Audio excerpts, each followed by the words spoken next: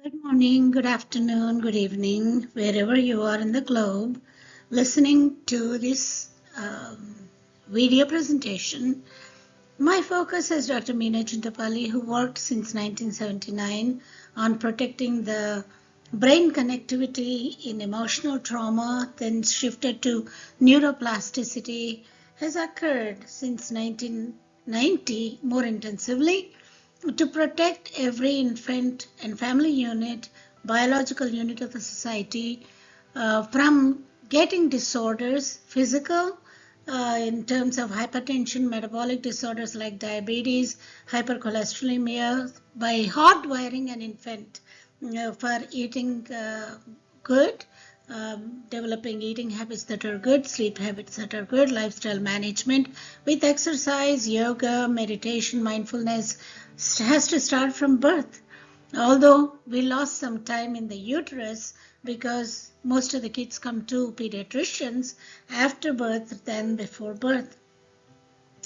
And I do a lot of teaching. I'm a master trainer on neuroplasticity, social emotional learning, linguistic abilities, cognitive development, physical development in the first 3 years of life, where the windows of opportunity are widely open so that the child can rewire with the good habits, good morality, and we always pay importance to intelligence quotient.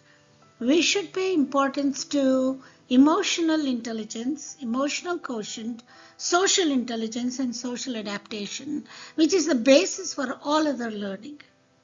And so, I look at the mother's lap as the first school by both parents and the extended family members. Going forth, every infant is born to learn and is unique. They explore and they develop concept development. They learn through inherent curiosity and persistence. They're born scientists. If at all there is a scientist who explores and learns through destroying things or toppling down things and trying to reconnect them, it is an infant. They explore the world based upon their inherent interest, inherent strength. Although there is a genetic blueprint in Indian philosophy, we call it as karmic awareness at the time of birth, or which comes under implicit learning capabilities of theory of mind. And as such, the inherent talents are supported by the primary caregivers in the warm, positive relationship. Then an infant thrives rather than survive. Thriving is what we should talk about rather than intelligence. And, and infants explore and they learn from textures with the various fabrics, various materials, various grains that we have. As long as mother or father are watching, from birth, they become aware of the surroundings and the faces and the way the intentions of the adult caregivers are. They learn from various sounds. Some sounds are miserable, they shut down the hearing and listening. But if the sounds are very pleasant, as we call it as parentees, musical, rhythmical, low tone, soft voice coming from a smiling face, they're very sensitive and they listen and they watch their mirror cells reflect. They like the movement. They know the difference between a harsh movement, intentionally harshly throwing things versus giving things. They are fascinated by different colors because some are bright and some are light. They don't have a color differentiation. Although I have seen it happen when you teach by 9 months of age. It is said it is around 2 years of age. They need proximity of 25 centimeters distance for a parent caregiver's face or the toys in their hand, touching various toys, various textures. Um, every child begins life with a journey like any other. From the very beginning, the brain is growing, listening, feeling, connecting, and without hands-on experience, without interpersonal relationship, there is no learning. And learning here is neuroplasticity. Neuroplasticity equates an experience and forming a structure of the brain and function of the brain. Every sound, every touch, every loving interaction helps shape the architecture of the developing mind. As mother smiles at child, mirror cells start acting up, trying to imitate the sticking of the tongue or trying to reach for the lips or trying to reach for the toy. Tiny glowing neural pathways illuminate inside the child's brain. Children do not simply learn with words, they learn through connection, they learn through action, they learn through repetition. Baby laughs, parent acknowledges, faces, looks at the response, and the parent responds again with more vocabulary back and forth. Responsive caregiving, serve and return. Parent mirrors expression, being in sync with infant's emotions. Brain connections grow brighter. Challenges can appear early, and adults may not be aware that there is a sensory withdrawal in adaptation and survive. Barely, it is a perceptual concept by the infant about the safety and security of the proximal living environment. The child now sits in a dim room, avoids eye contact, blocks are scattered and they're not played with. Background sounds become slightly distant in the mind as the child shuts down hearing because what he heard was unpleasant, he or she heard was unpleasant to the ears. The child avoids eye contact and slow in repetitive movement, slow in responding back, and mother watches with the concern, with the tears in the eyes that they've been doing everything. And sometimes challenges appear very early. A child may struggle to speak, to connect, to regulate emotions, or to understand the world around them. But who is the buffer who can help this child? It is the adult who is taking care of this child who can say, I am here, I am way down to your level, so look at me, I'm calm, I'm going to take care of your distress. Speech gets delayed when the child is never spoken to because mother has a depression or there is some squabbles going on around in the house, or mother is preoccupied with her workstations that she is looking at the phone, looking at the computer, not at the infant. Or there may be inebriation and the child has not been interacted upon. Or there may be temper tantrums in the child trying to seek attention because they do everything to get a negative attention when the attention is missing before they avoid, before they become ambivalent, before they get disorganized. And parent tries interacting, child becomes overwhelmed by the sound, by the coercion of the iterative lecture from the mother to connect because they already decided to adapt differently. They cover with their hands the ears because they didn't want to hear. Subtle emotional tensions develop. So for many families, these signs can feel confusing, frightening, and isolated mothers sitting alone at night researching online and shedding tears, does my child have autism? Parents do get exhausted, but they need to develop endurance to adapt to the newborn's behaviors so the newborn can adapt to living outside the womb. Silent tears shedding is not going to solve the problem. But early challenges are not the end of the story. That's an awakening awareness call so that the developing brain can still hold extraordinary potential and can be worked upon.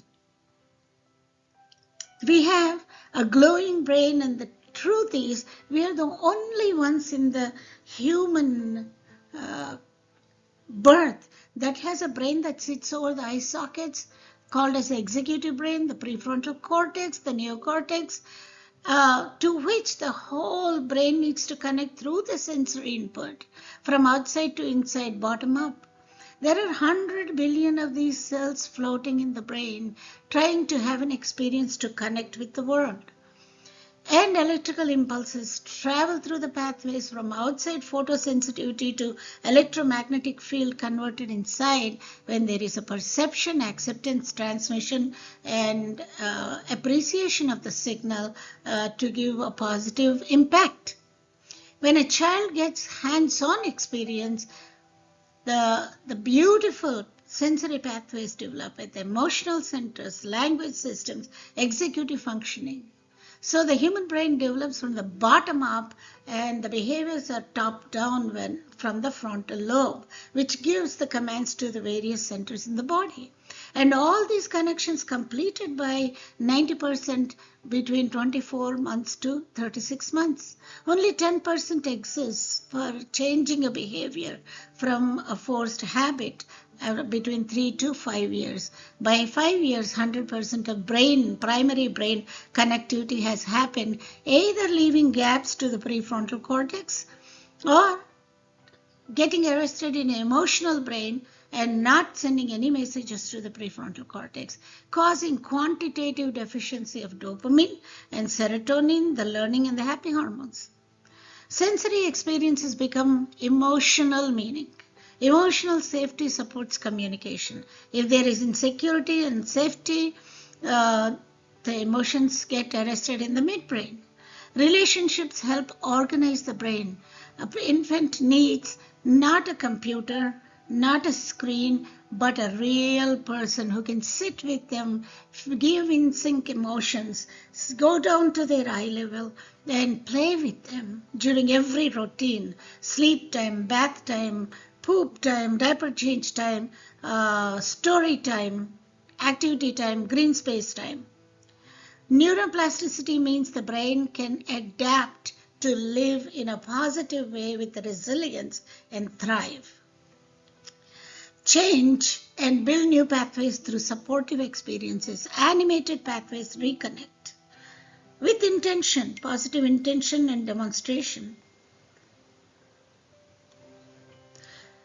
Speech circuits become glowing. Emotional circuits become regulated. So what are these early support changes where everything changes for the infant? You need to talk to the infant from day one, or inside the uterus. The infant does get a book read to, a story time read to, or a music listened to, or a bhajan, or the devotional singing. So a fetus starts hearing by the third trimester of pregnancy and goes on, and the window of opportunity starts closing between 0 to 12 months. If the infant doesn't learn 2 or 3 languages, and we do encourage 3 to 4 languages so the infant can learn and become cognitively very intelligent. With early support of occupational therapy using fingers, using all the senses to connect with the world. So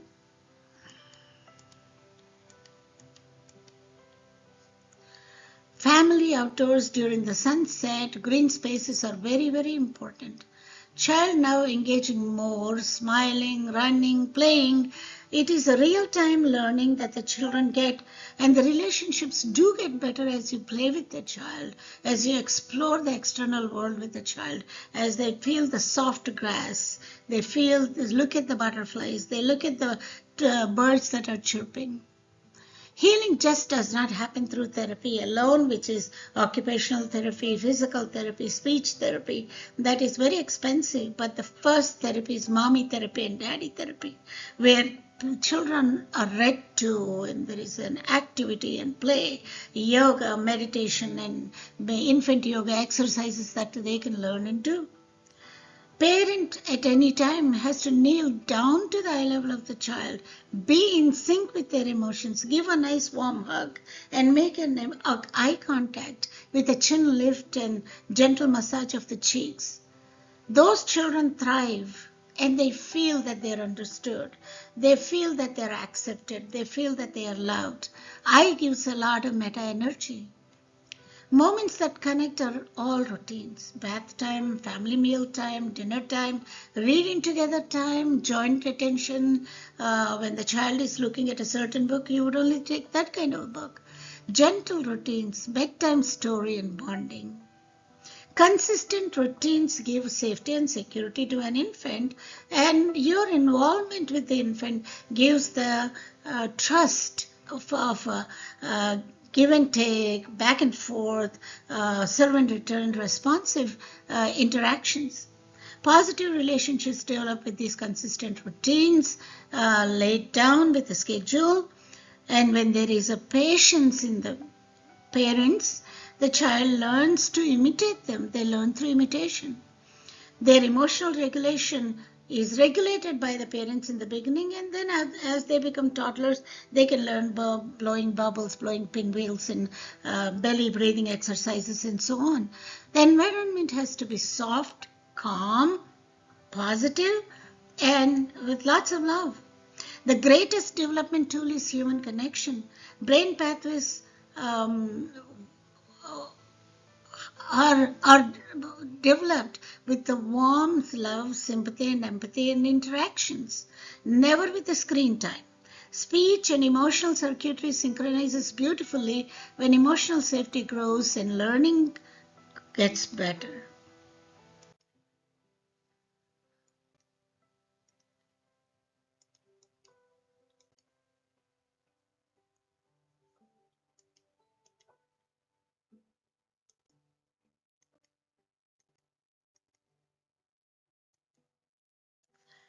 So I hope this was enough as um, a primer for learning about neuroplasticity, why first 1,000 days are important, why we do discourage screen time under 12 months to 30 months of age, because by that time an infant has developed pathways through your involvement, through your touching, your own singing, your own eye contact, your own interactions playfully, recreationally with the infant during these periods.